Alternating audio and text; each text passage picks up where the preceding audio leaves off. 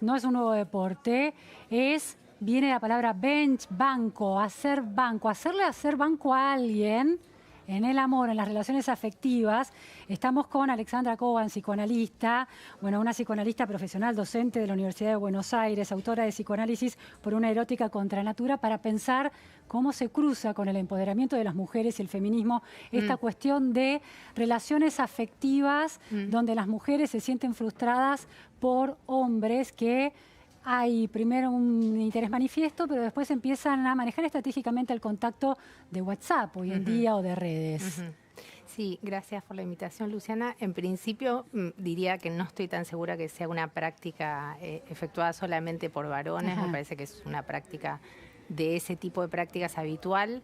La primera cuestión que yo señalaría es esta insistencia en nombrar ciertas prácticas con nombres y clasificarlas y tipificarlas y de algún modo domesticarlas, diría. Benching, ghosting, cuando desaparece el novio. Toda la cantidad de prácticas que terminan siendo clasificadas, y en ese punto ese gesto de clasificatorio lo que hace es domesticarlas de algún modo y naturalizarlas, y yo diría incluso normalizarlas. Se produce una especie de tensión entre la clasificación y la normalización. ¿La normalización le resta angustia o le suma angustia? Bueno, es que ahí está el borde, justamente. Por un lado, lo torna esperable en el punto donde dice, bueno, ¿no? Los hombres o las mujeres, ¿no? Los hombres hacen esto, entonces es algo esperable y eso detiene la proliferación de incertidumbre, uno podría decir.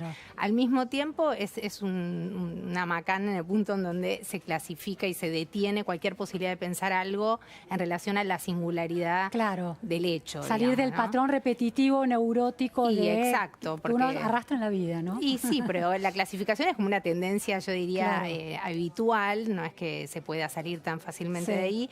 Lo que a mí me interesa es ver cómo se tipifican esas conductas, que es casi un gesto contrario a lo que hace el psicoanálisis, que no tipifica ninguna conducta, o por lo menos no intenta clasificar las conductas de ese modo. Ahora, está la categoría, pero más allá de esa categoría hay una idea de que hay un modo de relacionamiento entre hombres y mujeres donde los hombres tienen el poder de dejarte esperando o de cortar una relación y desaparecer sin mayores explicaciones. La primera salvedad que haces es que no necesariamente es una conducta de varones, siempre son los varones los que ejercen ese poder. No, primero porque no considero que el poder sea efectivamente algo que uno tiene y que se ejerza sin la contraparte. Me parece que el poder circula en las relaciones de una manera determinada. A veces lo tiene uno y a veces lo tiene otro. Exacto. Y también la pregunta que a mí me interesa siempre es en esas posiciones, ¿no? Entre el que lleva adelante cierta práctica, que no necesariamente está al tanto de lo que está haciendo, no necesariamente está intencionado. Es un psicópata. No, eso es un modo también de tranquilizarse y decir el otro tiene la culpa de todo y me hace esto. No digo que no haya psicópatas, no digo que no haya perversos.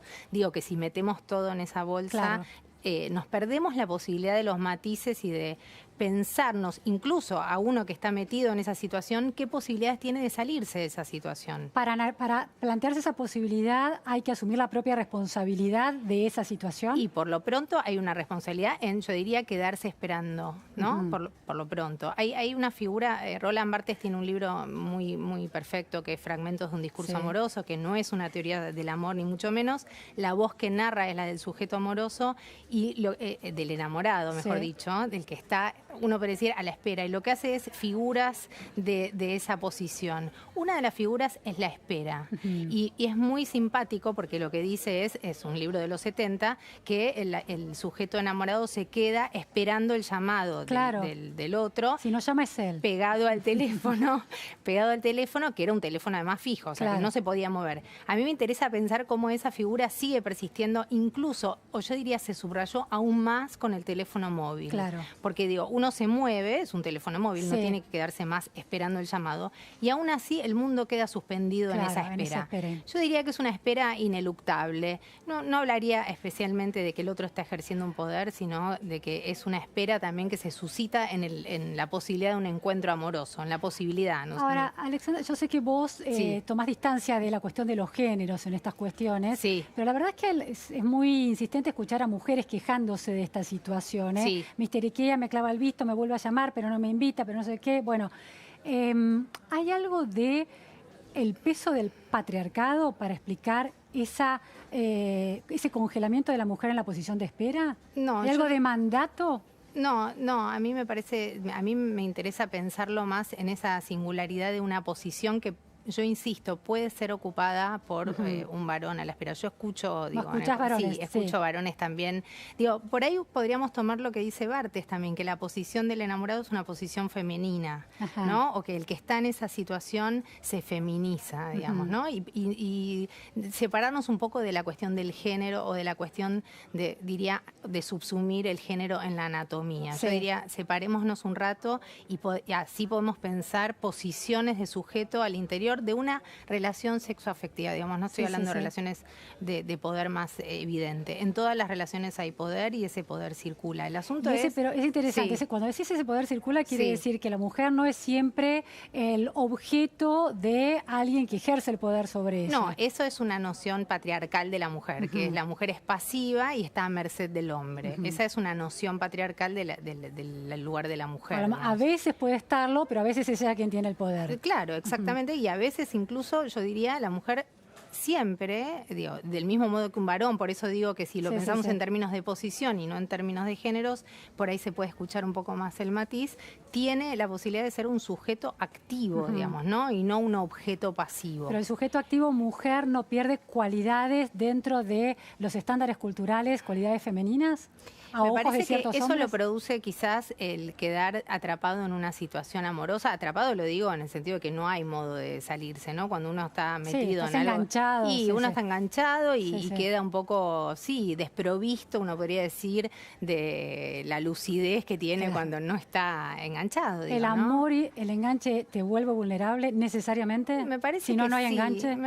No sé si no hay enganche, porque quizás hay otro tipo de enganches, ¿no? También, que no sé, pero digo, me parece que hay un punto de la situación amorosa, sin hablar especialmente de enamoramiento, digo, incluso en esto que vos decís, los inicios, que no se sabe si hay o no, lo que puede llegar a ser un encuentro, si es que eso existe. Bueno, lo deja uno un poco, yo no diría a merced del otro. En general lo que hacemos neuróticamente es suponer que el otro sabe, puede, tiene, nos maneja, está totalmente haciendo las cosas a propósito, me las está haciendo a mí, está haciendo estrategias. Entonces, ¿no? El otro dice, bueno, ¿qué hago? Lo llamo, le contesto, no le contesto, espero que pasen 10 minutos, le clavo el visto, lo hago esperar igual que él me hizo esperar a mí. Todas esas estrategias que me parecen muy simpáticas, digamos, son propias de toda esa, lo que sería darse la lata, digamos, ¿no? Hacerse digo que no hay otra cosa ahí, ¿no? Posible otra cosa. A mí me interesa pensarlo de esa manera. Por supuesto, hay relaciones en donde el poder se subraya mucho más y habrá que ver, en todo caso, en esas situaciones. Sí, cuando es dañino y cuando es goce. Sí, también, ¿no? Cuando alguien queda entrampado y hay que ayudarlo a que salga de esa trampa, digamos, ¿no? Muy bien, muchísimas gracias, Alejandra. No, gracias a vos. Por estas precisiones, este análisis refinado sobre el benching, que ahora se practica. Hemos llegado al final de la repregunta Noticias a Fondo, con los temas del día, los temas que importan y las entrevistas claves en profundidad. No se vayan, sigue Tato Ian con la otra vuelta. Gracias, hasta lunes. Buenas tardes.